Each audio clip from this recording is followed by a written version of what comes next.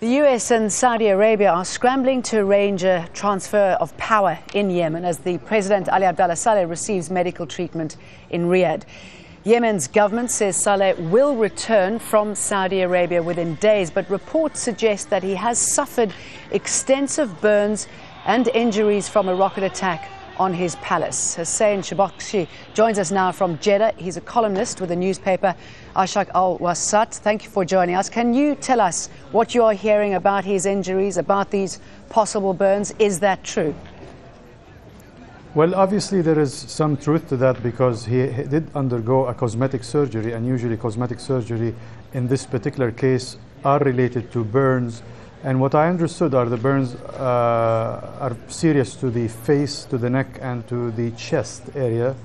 I don't know how damaged his facial appearance is, but there's a lot of speculation about that story. I think there's even speculation about damage to one of his eyes.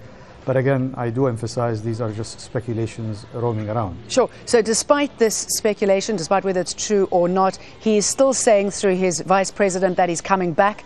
At the same time, opposition parties are meeting right now to decide whether they're going to be talking to the vice president or not. What is Saudi Arabia's role here? Will they allow him to go back if he is well enough to go back?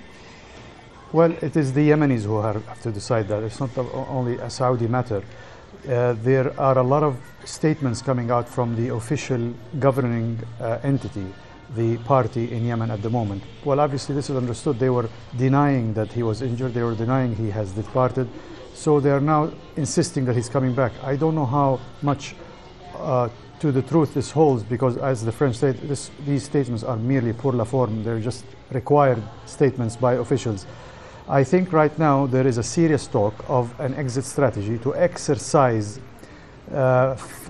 phase B in the Saudi GCC initiative, which is the transformation of power to the vice president. And the parties now are in understanding that since there is a force majeure situation, i.e. the injury of Ali Abdullah Saleh and his physical absence from the country, and his vice president is in charge, so why don't we exercise the second point of that initiative, which allows the vice president to take control until for a period of 60 days until an election is set to decide on the future of Yemen.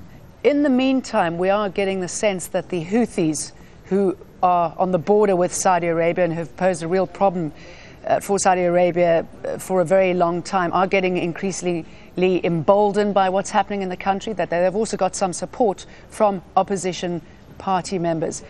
How concerned is Saudi Arabia about that development? Saudi Arabia is very concerned about the dysfunction and the breakup of Yemen. The Houthis is one element of that situation. Saudi Arabia is very concerned about the breakup of the ruling entity now. The last episode that took place in Yemen is clearly a crack-up within the ruling party, Al-Ahmars versus Ali Abdullah Saleh and his institutions. Obviously, there are the people in the south, the Houthis, the other factions, the other parties in Yemen as well, other political parties in Yemen as well. All have their own agendas and all are keen to exercise their agendas on the table. And Saudi Arabia, of course, itself, excuse me, jumping in, has its own agenda. I mean, will Saudi Arabia be happy with a democratic-style government, if that is going to happen, if that's likely to happen?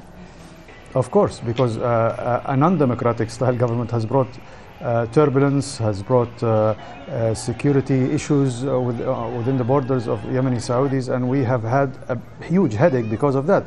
If free democratic Yemen takes place and exists, it will encompass all the demands and requirements and social issues of the Yemenis on the table, rather than allow